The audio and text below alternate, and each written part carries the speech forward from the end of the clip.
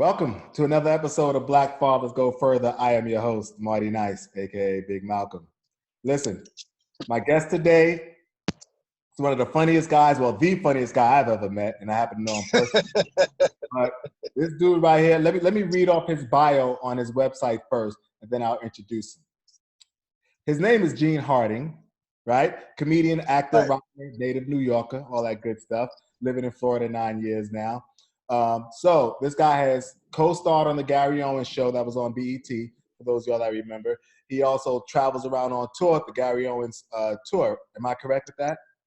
You were correct. I'm not on that no more. Okay, so But I did it for 7 years. Okay, so he was on tour with Gary Owens. They did all the improvs, Kansas City, Fort Lauderdale, Louisville, so on and so forth, right? Now, Yep.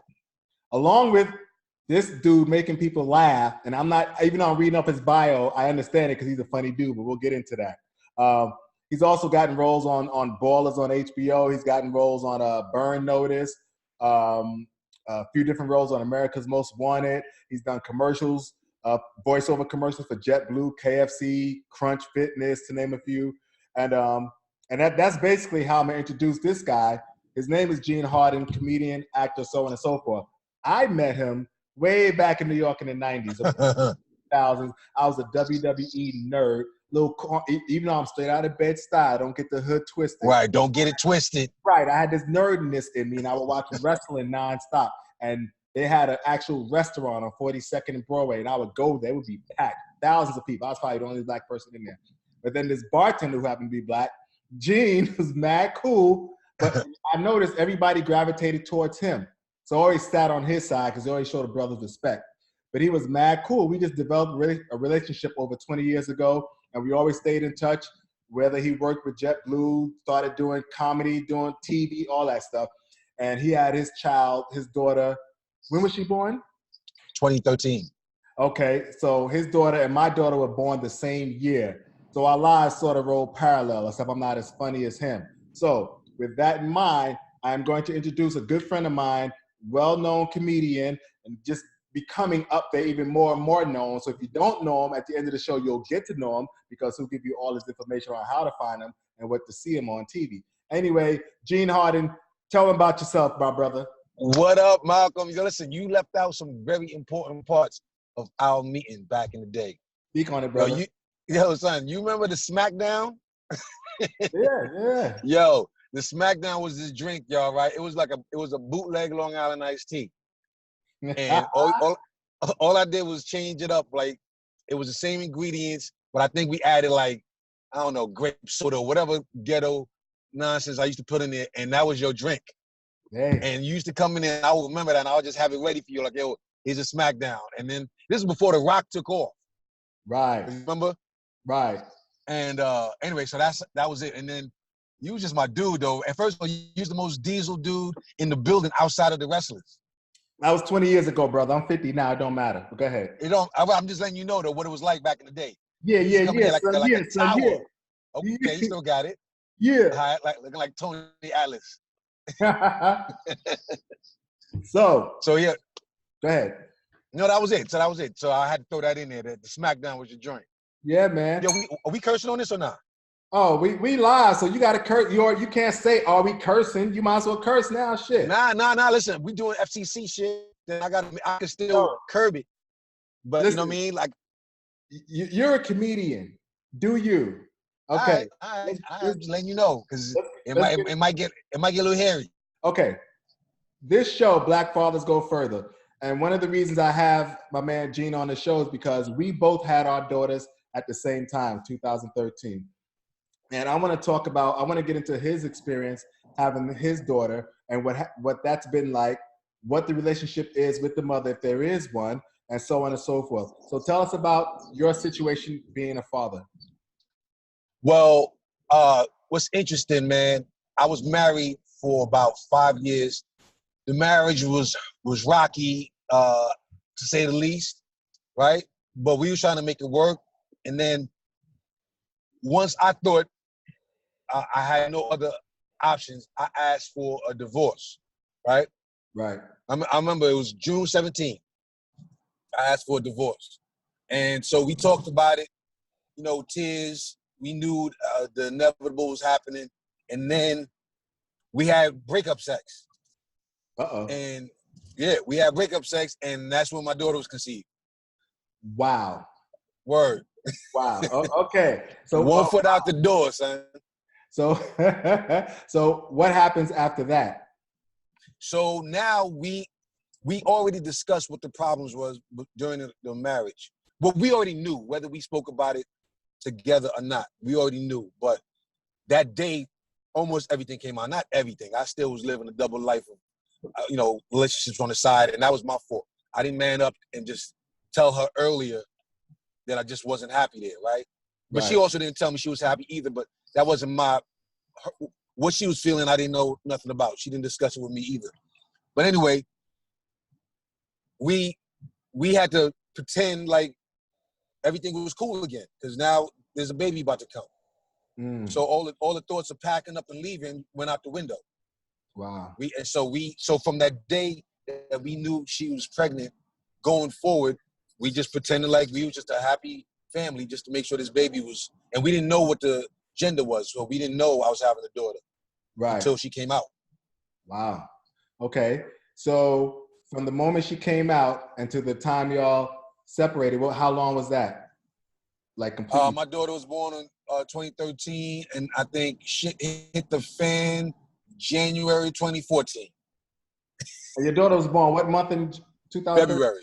Okay, so about a year later, shit hit the fan. Yeah. And then what was that like? And listen, I remember people telling me, yo, G, you don't want to be a weekend dad. Like, that's right. Like make the marriage work at any cost. And it sounded good at the time, right? Yeah. But when I talk about, like, there was just misery in the house, my dude. Like, she didn't want to come home if I was there. I didn't want to come home if she was there. Like, we just wasn't getting along. But you know what else I didn't want, though? I didn't want my daughter growing up seeing that kind of contempt we have for each other. You know what I'm saying? Like the arguing, the way we was talking to each other, I really didn't want my daughter having that. So I actually was very happy moving out the house. Okay. It was still a hard breakup. Because no matter what kind of breakup you go through, whether it's amicable or you can't stand the person and you really want to bounce, no matter what, a breakup still sucks. Right. So it was hard on the kid for a while. But I knew eventually it was gonna get better, but at the time it was just whack. So, and she was making it whack for me too, because she wasn't letting me see her. Wow. So yeah. how was that? Okay, so moving forward, fast forward, how is that now? Like, are you able to see her now, and how has that whole situation evolved? Well, so now, like, I'm in New York right now, and I'm flying back to Florida because I get my daughter every Monday, Tuesday, and Wednesday. So no matter what I'm doing, I gotta shut down shop and get on a plane so I can go see her. So I got a place down there, and I got a place up here. I stay every once when I come up to New York, but I go down there just to get her. So I get her every week. Okay. Oh, good. So you're present in her life on a regular basis. Oh, for sure. My daughter's my homie. I take her to school Tuesday and Wednesday. I pick her up, then I drop her off to her mom's on Wednesday nights. Sometimes I keep it till Thursday. Okay. Now, black fathers out there listening who are in a situation similar to Gene and mine, because Gene and I basically have the same exact situation, except that I'm in LA and like him, sees his daughter 3 days a week. I see my daughter every day. I do all that stuff around the clock because me and her mother get along so well, and we kind of co-parent and work on this whole family thing well, even though we have our differences as a couple. We pretty much made sure that it was first. So there's no, you can't see her or such and such. I see my daughter. When people see me without my daughter, they ask questions like, where the hell's your daughter? You're always with her. So, but black fathers, this is an example of how no matter what the situation is, you should always be present in your daughter's life, in your child's life, no matter what you're going through with the mother. It's very important because you don't want your child to grow up in that environment, seeing the argument, seeing the discontent. You want to be a strong father figure for your children. So I'm glad that you brought this up because this is similar. Not as deep as yours, but it's similar to what I went through, so I totally get it. Okay, so now the situation with you and her mother moving forward is it smooth or is it still rocky or does it affect the daughter? Yo, it doesn't affect the daughter. My daughter, first of all, you know, these kids are smart as hell, so they can pick up little things, but we don't, me and her, we cool, we cordial. I wish we were cooler, but I'm sure that there's more, I don't want to say healing, because I don't want to say that she's at a deficit. I can't speak for her, and that's one thing I stopped doing, and she ain't here to defend herself, so I don't talk bad about her at all. Well, at least not in public. Word. All right, I got some words, but Yeah. we getting more mature as parents. It was rough at first, because first of all, the breakup was whack.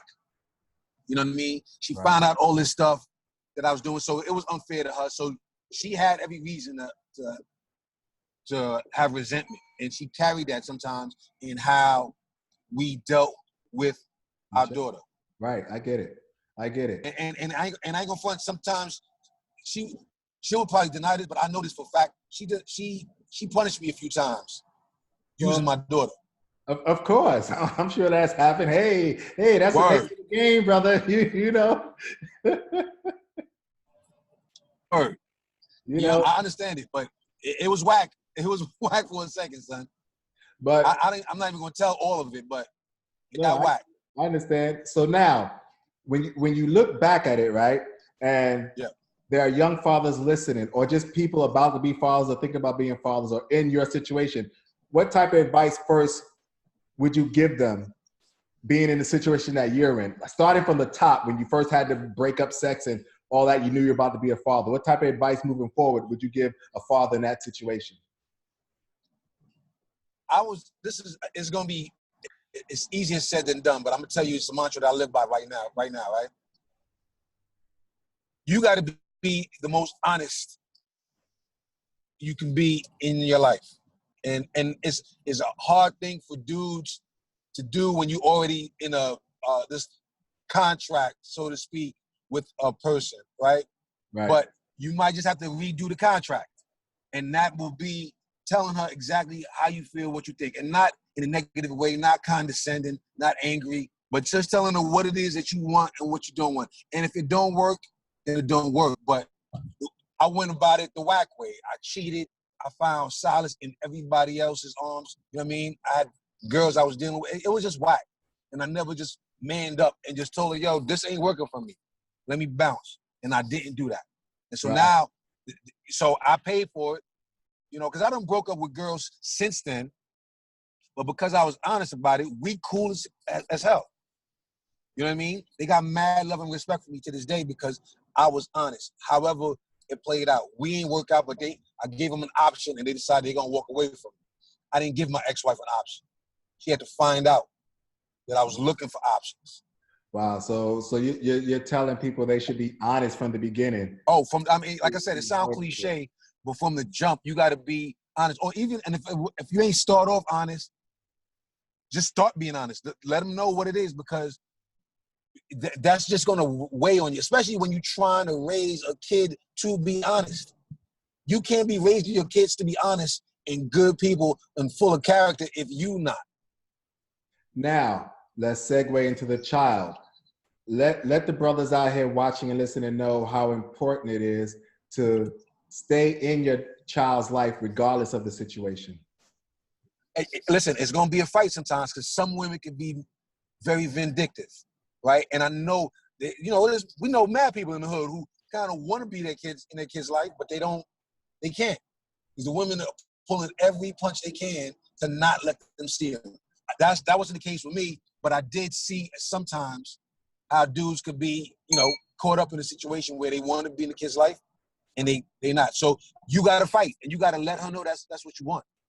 The problem was, and what I noticed could be the situation for other dudes, is the more she knew that I wanted to be in my daughter's life, the more she pulled it away.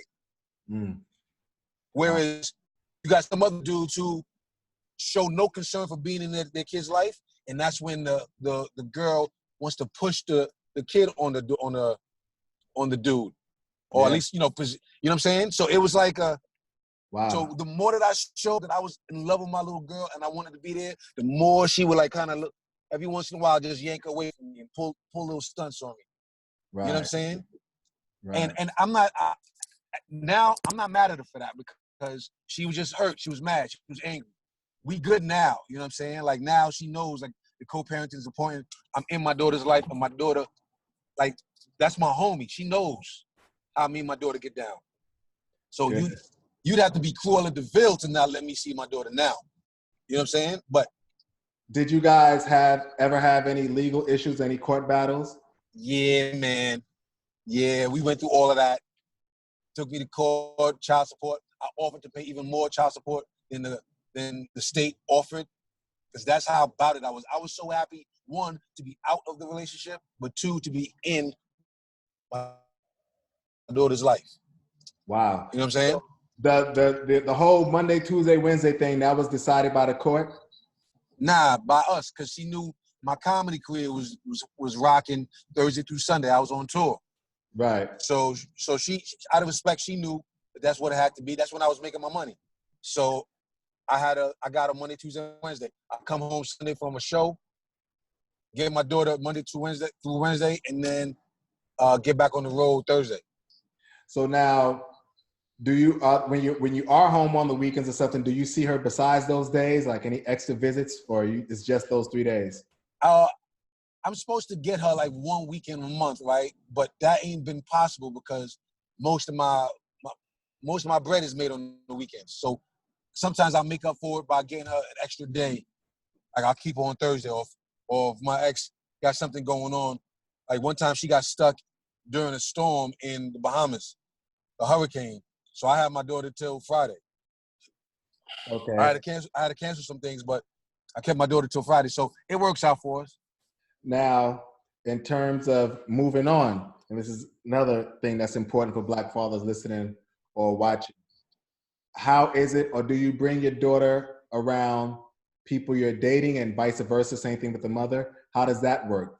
Do y'all allow adults to be around your daughter? Listen, my ex's dating life or situation, I can't call it. There's a dude, but I don't even want to speak on that. That's something else. But for me, I purposely didn't let women meet my daughter. Like we had to be serious, and I wasn't trying to be serious with anybody for a long time. My daughter met 2 women in my life over the past 5 years. Now, I had dated a lot, but only 2 women did I let my daughter meet, because if I didn't date nobody Monday through Wednesday, pretty Gotcha. much. Nobody came to my crib Monday to Wednesday while I had my daughter. You wasn't meeting her. You know, little girls, they fall in love. They meet you, and then the next thing you know, she's like, where's so-and-so? So I had one girlfriend I dated for about 2 years, and then another I dated for about 3 years, and my daughter met those 2, and that was it. Wow. Okay. All right. Now, how United. how does that work with you guys in terms of like holidays, Christmas, birthdays? Like, do y'all spend time together as a family or what? Thanks. No. Actually, we supposed to alternate holidays, but she don't. That ain't always been the case. I got my daughter for the first Christmas by myself this past year. Whoa. We supposed to alternate every year or every holiday. We supposed to alternate, but it don't. If the holiday didn't fall on my days, I wasn't getting her. Man. So those are some of the stunts that was getting pulled on me. You know what I mean? But I just took it in stride because I just try to keep it real cool. So my daughter don't know that there was beef in the air. Me and her would beef privately, but not in front of her. Yeah, well, there it is, fathers. Through it all. Word. Through all, this man has persevered no matter what. No matter Word. what's going on the other side, he's providing for his daughter. He's there on a regular basis. He's dealing with issues with him and the mother. They went through the whole court system, but regardless, he is a presence in his daughter's life on a daily basis. It's so important to have people like Gene on this show, because there's a lot of brothers out there that get discouraged going through stuff, court battles or whatever, with the mother being affected, being in a situation where their mother's not allowing them to see the child and so on and so forth. But, Right. through it all, there are ways that you can show that you're a capable and able father to see your child. So I appreciate all this information you just given me, Gene. I know you got to get on the plane. That's why I'm rushing this. Word. I know what you got to do. I'll come back on this, son, when like I said, I didn't realize, my fault, son. I should have planned it better. Oh wait, listen. We can do another episode whenever you settle. We can do this. Yeah. We'll make this part 1. This is part 1. It's already All right, made. bet. So listen, I'm out of here. Safe travels. You're going back to Florida, right? Yeah. All right, so we'll link up. I'll hit you behind the scenes about everything that's going on with this audio, and we'll talk more because I want to get you back on for part 2 because there's stuff I want to ask you about when I used to do my Super Bowl parties in Bed-Stuy, and you came through with the entire JetBlue staff in my house, 6 feet deep. That's what I'm talking about. Yo, son, and then we got to talk about the dopest party I ever been to at that loft. Oh, I forgot about that.